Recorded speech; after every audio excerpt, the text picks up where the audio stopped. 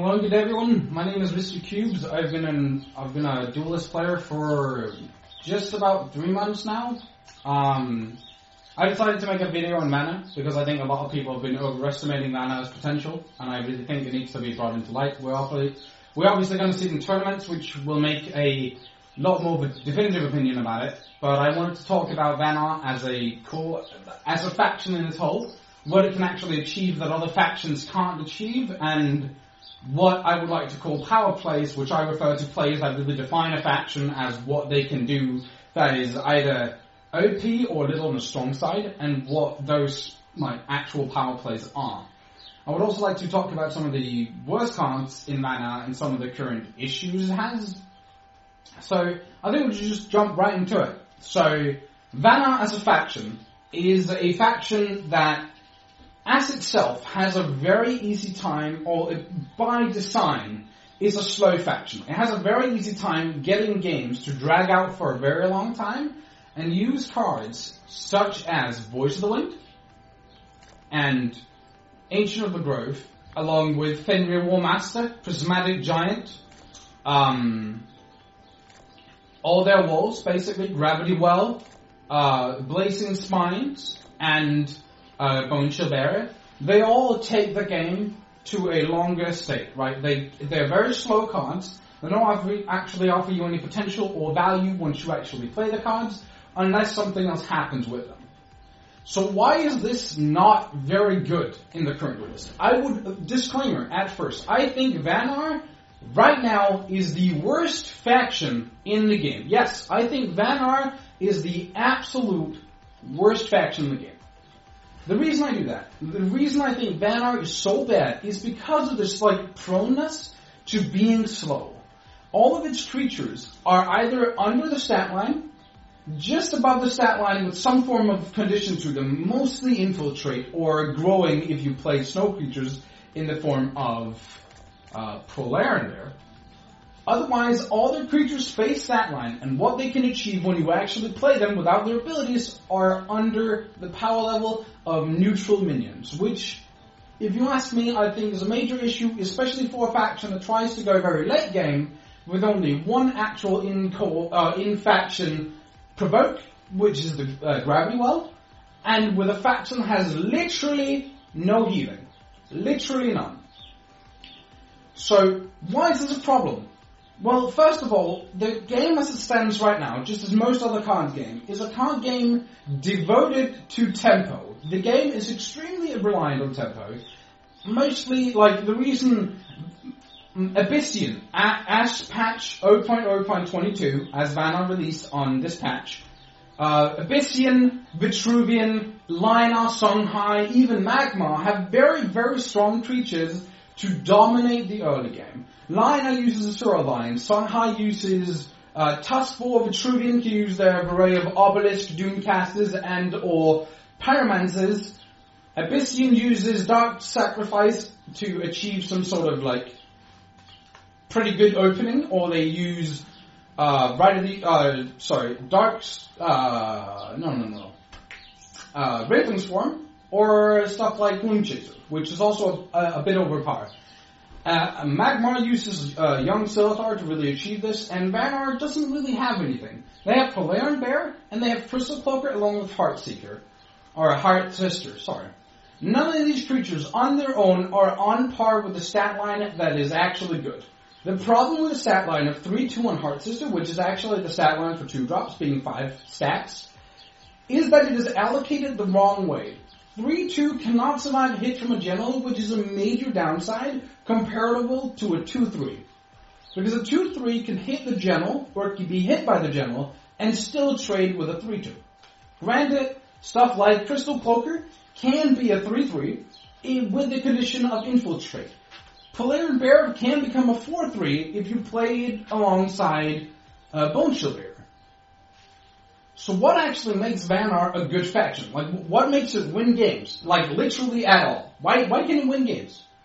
Well, stuff like Aspect of the Fox. Aspect of the Fox is a really, really strong card, but it is not overpowered by any means necessary. It requires you to have a board presence. A board presence which is very hard for the faction to actually achieve, Because it has stuff like Polaran Bear, Crystal Cloaker, Glacial Elemental, Voice of the Wind, they are all under the stat line. They literally suck if they don't get their ability off. Then they are worse than anything you can achieve from neutrals. So the reason Vanar can actually win games is obviously Aspect of the Fox and the card Razorback, which is a very, very strong combo, especially if you have 2 Aspect of the Fox, because that gives you a 20 damage burst combo, which is pretty good. The downside is that it requires you to have creatures in play. So, why is Frost as a mechanic? Why haven't I talked about that yet? Stuff like Glacial Elemental is insane, combined with Bone Shield Barrier. Well, Glacial Elemental and Bone Shield Barrier is what I would call a power play. Just like I would call Razorback and Aspect of the Fox a power play.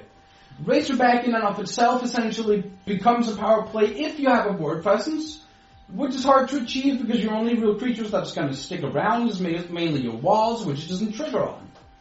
So, Glacial Elemental's main problem is that you cannot play it on curve, which is the entire problem with Voice of the Wind as well. The reason Glacial Elemental becomes a problem if you just play it on curve, even at the start of the game, if you go second, like on the draw, is that it does literally nothing unless you have Bone Shield Barrier. If you just play a 2-drop like a Polaran Bear or a Crystal Cloaker for your next turn, it deals like, 2 damage, which isn't irrelevant. The main issue with Glacial Elemental being considered bad, in my opinion, is that the current bug with multiple instances of damage, or flaw, I guess, where multiple instances of damage can target the same unit if they state at the same time, so that they trigger simultaneously. This is called the Jade Monk bug for a lot of you guys. Let me just take a sip of water real quick. So the Jade Monk bug is that whenever Jade Monk is attacked, it can kill the creature with its auto attack, but also deal 2 damage to it with its ability. So the way this works is that every single time there's an instance of damage, the game recognizes it, but it targets a different variety of creatures. Let's say that the board is Duelyst, or let's say Crystal Cloaker, Polaran Bear, and Heart Sister. It is possible for it to deal literally 2 damage to all creatures. It's also possible for it to kill either the Polaran Bear or the Crystal Cloaker and the Heart Sister, but it is also possible for all 6 instances of damage to hit one of the 2, or one of the 3. It can deal 6 damage to Heart Sister, which is a major issue in this situation, because you literally you did this to try and gain back board control, and it's a lot better if your opponent has only 1 creature in play that has specifically 6 health, which then becomes pretty good. I've also heard people talk a lot about Glacial Elemental and Voice of the Wind being a very, very strong combo. The problem is, again, you cannot play this on curve. You cannot go Glacial Elemental, next turn Voice of the Wind. You don't achieve anything. Voice of the Wind, as a card, has the old Silthar Elder problem, before Silthar Elder got changed. The problem in this case being that it is not a threat on its own. Elder is, but Voice of the Wind is not, because it's a 1/4 for 4, which is the stat line for 2-drops. So you're paying 4 mana for a 2-drop baseline, which is allocated poorly. So, Voice of the Wind is a very, very strong card. If it gets to stick around for a turn, then it becomes your turn, you get to spawn the creatures. Then it has done what you wanted it to do, but your opponent still can just ignore it and kill you, which is a problem. This is what Songhai mainly just does. They just kill you instead. They don't care. The problem is that the 2/2 creature spawned by Voice of the Wind is not a threat to the opponent before the turn after they've spawned. So what's going to happen is you're going to un-4 mana, play Voice of the Wind, pass your turn again. You're maybe going to play 2 creatures, maybe 3 if you're lucky, right? Then you get 3 or 2 to 3 2/2s in play, but they don't do anything. They don't have rush. They can't achieve anything on the board. So on the following turn, those 2/2s suddenly can achieve something, and they start becoming very, very powerful cards, and they can do a lot of things. So then Voice of the Wind becomes a problem for the opponent to deal with, but again, it's a power play that takes too long to achieve. So it is slow, incredibly slow. Why is stuff like Ancient of the Grove, Prismatic Giant, and Fenrir Warmaster slow? Because they are, again, under the stat line of their respective costs before their ability triggers. This is like a recurring theme with Vanar. Their abilities on creatures is really good. but all their creature stat lines are under the stat line. Like, all the creatures' allocated stats in total are under what normal creatures of their cost have in stat line. 4 5-drops. It is Blight Moss Golem. There we go. 4/9. 4/9 is a total of 13 stats. For Fenrir Warmaster, let me just go back here. It's a 4/5, which is allocated of 9. That's 4 less. If it spawns the Ghost Wolf, then it's like way over, right? Because then you're at 18. 18 is pretty high. Prismatic Giant has the same issue. Fenrir Warmaster is a little bit better because it's 1 mana less and it has less health. The reason less health for this ability is better is because it actually triggers most of the time. The problem with Prismatic Giant is it's a very clunky creature that don't really offer you any potential aggressive plays. It's just a 4/8, right? It's very slow again. So this is, like, as I've been saying for a while, this is a recurring theme with Vanar. It is a very slow faction, and the problem with this is because it has no infection heal. It really doesn't have any removal per se. It has, like, instances of damage from Chromatic Cold, from Coldbiter, which is slow in itself. Then it has stuff like Flash Reach, which is also damage, but then it kind of falls off. Then you have to, like, look at Glacial Elemental if you want more damage. You can also use Snowpiercer for more damage, but you don't have any healing to take advantage of you using your General for the offensive purposes of removing creatures.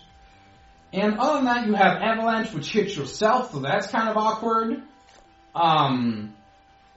And then you have, like, the one golden card, Aspect of the Mountain. Aspect of the Mountain might be the best card in Vanar currently. It might be better than Aspect of the Fox, because it's literally your only source of AoE damage that actually clears creatures. It is very, very good for clearing creatures, because it deals so much damage, especially because you can target walls, and it gets to move afterwards. If you guys don't know, the way transformation works is that you transform the creature. So the owner of the creature will keep control of it. Say that I transform my own creature, I still have control of it. If I transform my opponent, then he gets the creature. So you can essentially use these kind of transformation aspects as removal spells. If you want to use, like, Fox on your opponent to, like, kill it or something. So, the way they also work is that they inherit the state from the other creature. So if that creature had not moved this turn, you get to move with the transformation. If you've moved once and you transform it, then you have moved. You've done your move. You can still attack, that's fine, but you've used your move. Aspect of the Fox with Celerity still gets to move an additional time, but they do not get to move twice afterwards. You do not get to move Aspected and move again. And it's not like you Aspected and it can't move at all, which is a very good part of these kind of cards. So what can Vanar actually do to make up for some of these, like, faults of the faction of not really having removal, not really having the best creatures on their base stat line? They do have some interesting things. Jack's True Sight is very, very good with Razorback, because you can go on 9 cards, go Jack's Razorback, and you can also, like, play Jack's the next turn Razorback, which Razorback at that point would give you an additional 10 power, right? Because you have 5 Jacks in play, 5 times 2, 10. That's pretty strong. 3/1 Jacks is pretty strong. You can also say, hey, well, we have stuff like Iceblade Drive, which is a creature that is just around the base stat line. The base stat line is 10 allocated stats. It is on, let's see, I can't remember. I think it's Thorn Needler? Let me see here. Yeah, Thorn Needle. 10 stats. So it has the base stat line. It has better allocated stats than Thorn Needle because it has the off number. It has the odd number of 5 instead of 4 HP, which is massive because it's not 2 2-drops. Because most 2-drops in the game are 2-3 stat-wise. So, Vanar has these issues. And it does. Like, it does have ways of making up for it. And it's not that the faction is completely garbage, because it has these kind of power plays in Razorback. Aspect of the Fox being a very good card on its own right. Do not think it's overpowered. I really think the faction needs the card. Glacial Elemental and Bone Shield Bearer is also very good. in Asphodel Mountain is very good. But then the faction kind of starts falling off. The reason Ancient Grove is not very good is because Vanar has these kind of creatures that it does that are under the stat line, so that you don't have a very easy time going up against just neutral creatures your opponent play from the same amount of mana. So when you actually play Ancient Grove, sorry, you fall behind because the ability would probably go on 1 or 2 creatures, and they're most likely walls. Maybe 3, right? So that's kind of sad. So why haven't I talked Infiltrate yet? Well, I actually think Infiltrate is one of the most interesting abilities in the game, but I also think it's one of the worst.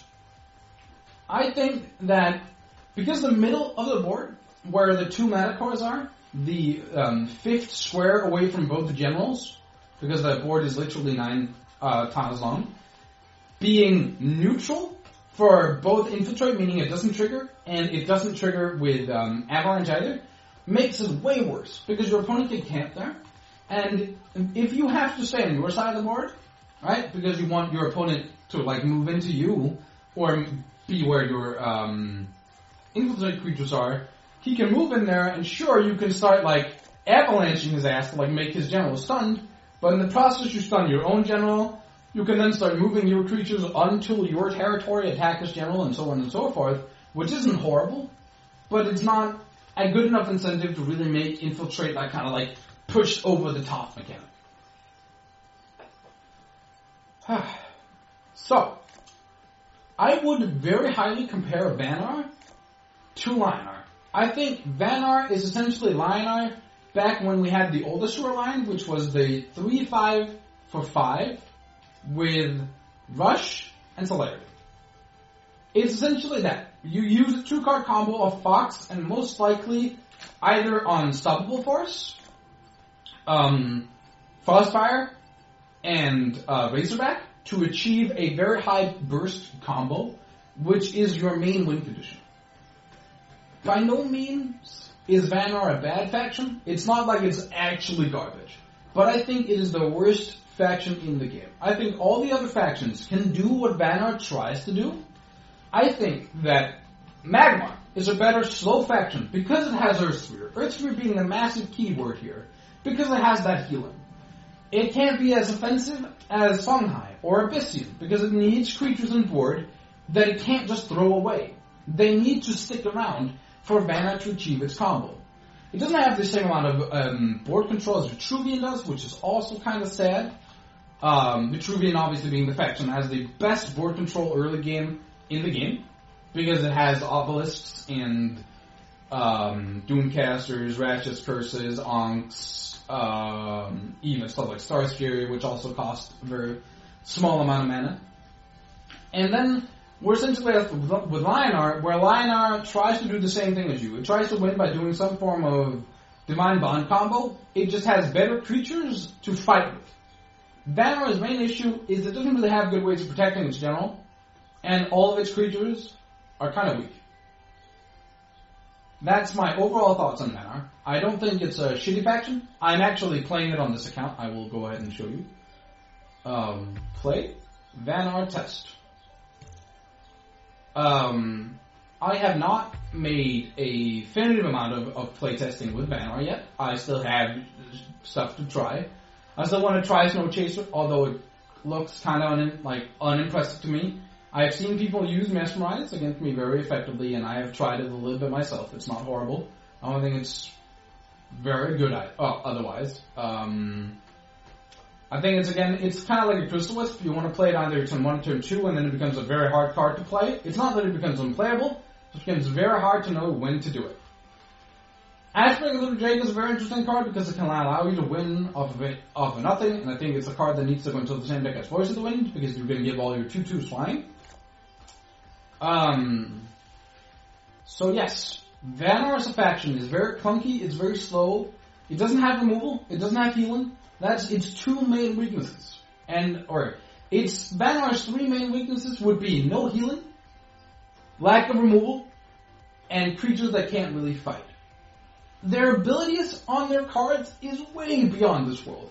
If Glacial Elemental Bone Shield actually pulls off 6 damage, it is better than most other things you can do for 5 mana in the entire game that does not involve Mana Fortress. Possibly Songhai killing you would probably be better. But considering it's only 2 cards, makes it a lot better. I think it has very interesting cards, and I think it's very hard to play the faction correctly because it plays so differently from any other faction. I definitely think that everybody has to adjust to Vanar being a faction. I think it has to consider Vanar as an option. Vanar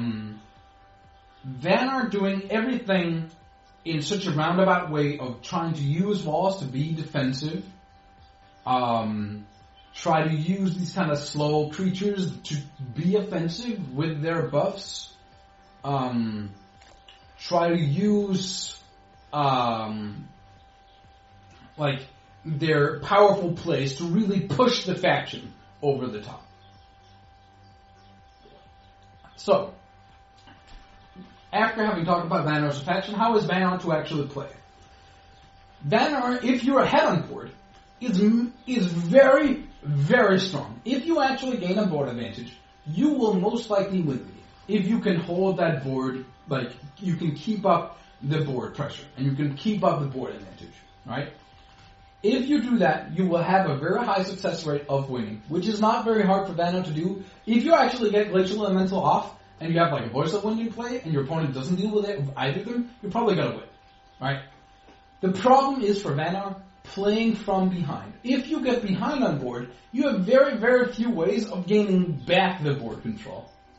You don't really have a ton of ways to remove your opponent's creatures, which is why Aspect of the Mountains is such a good card. The reason for this, again, is because it's a removal spell that is portrayable to your creatures, but because it gives you that 5/5 and deals 5 damage surrounding to everything else, it's essentially like playing a War Beast that is a 5/5 afterwards. So, I just wanted to share a little bit of thoughts on Vanar. I wanted to do it over voice, like this, because I am having some issues with my hand, so I can't actually type it down. Thank you for listening. I know today later, there will also be some more Vanar discussion, and thank you for watching. I hope that we can spark a little bit of a discussion on Vanar. I will gladly make a response to most people's responses to me. I won't do it in writing. I will do it again over this kind of voice communication as this. Most likely I will just stream it and put it up on either YouTube or just link the direct Twitch link, as I will do today. So, without further ado, thanks for watching. This has been Cubez. I hope to see you in the game when I can actually play my very few games today. Thanks for watching, thanks for listening. Have a very good day, everyone, and God bless Duelyst.